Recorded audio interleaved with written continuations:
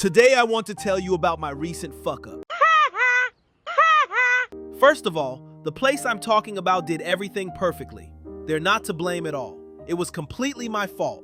Recently, I was filming a new episode of Farm Tour, and on the way, I stopped in Kamnik at 7 Burger.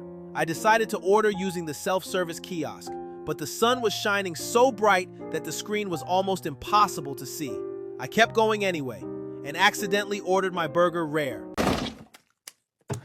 Later, I double-checked the screen and, just by instinct, tapped the far right option, thinking it was well done. I mean, it's logical, from left to right, rare to well done, right? No, never. Well, turns out it was the other way around. Medium, well done, rare. So yeah, 7 Burger did everything exactly as I ordered.